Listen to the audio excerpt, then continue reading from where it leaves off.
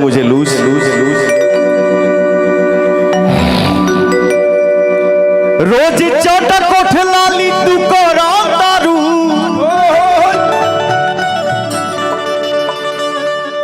रोज चटक उठ लाली तू करा दारू हके करा नमवा से सजा सवारा तारू। वाह वाह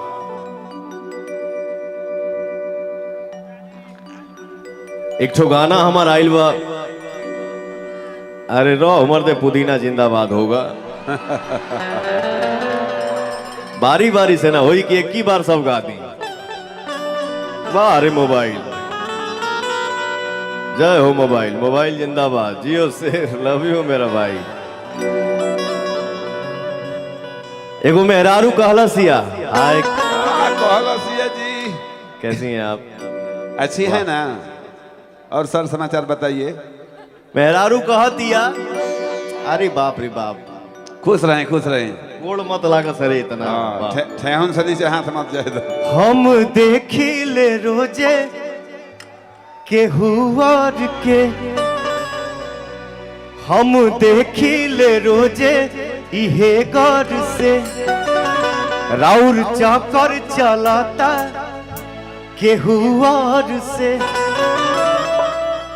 रोज करते हैं क्या सब मुझे है पता रोज करते हैं क्या सब मुझे है पता आप ही बोलिए क्या ये बात सही है।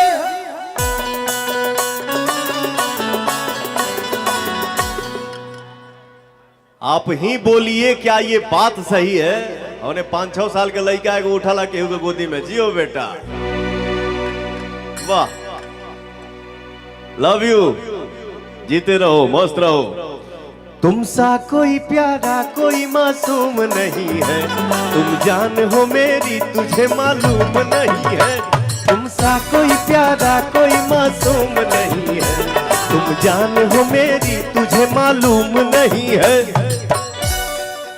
हेलो गाते समय इतना साउंड सादा क्यों हो जा रहा है वो रिदम पे? हम देखी ले रोजे ही है गौर से देखी ले रोजे ही हो गौर से राहुल चौपर चलाता के हुआर से राहुल चौपर चलाता के हुआर से रोज करते हैं क्या सब मुझे है पता आप ही बोलिए क्या ये बात सही है।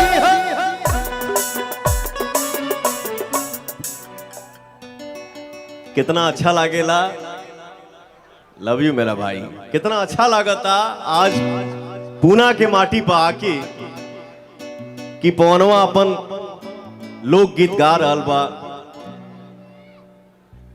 और एगो बहन हमारे साथे हमारा गावत हरी थैंक यू। देखिए क्या है नजरिया साफ होना चाहिए संगीत अच्छा होला संगीत अच्छा था और संगीत अच्छा ही रहेगा भाव अच्छा होना चाहिए। वाह वाह अभी ना कि हम गाना गावत नहीं अब बोल देनी कि हाँ के गावता तो पता चली कि 10 गो न्यूज अलगे बन गई। सही बात है। संगीत संगीत होता है संगीत को गाने का गुनगुनाने का हक सबको है चाहे वो आप हो चाहे हम हो या कोई भी हो। तुमसा कोई प्यारा कोई मासूम नहीं है तुमसा कोई प्यारा कोई मासूम है। वो ताली हो जाओ तुम जान हो मेरी मालूम नहीं है तुमसा कोई प्यारा कोई मासूम नहीं है तुम जान हो मेरी तुझे मालूम नहीं है।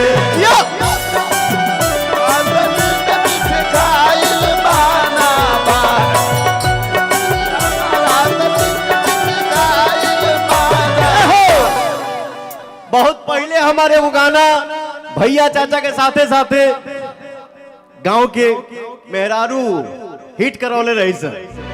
हाय बेटा क्या हो गाने का बोल था कि यह घड़ी हमारा तो तित मिठ खाइल मारा यह घड़ी हमारा तो तित मिठ खाइल मारा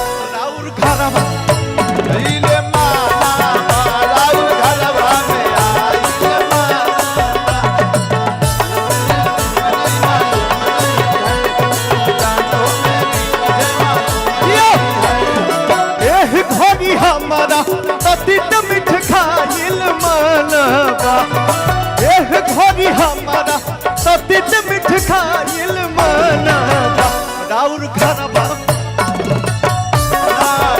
राउर घरबा में आइल मनबा या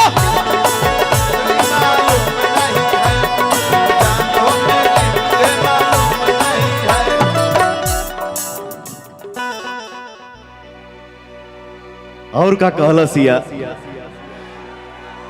डेली राउर न जाना लागल रहता फुचका मत हाय बेटा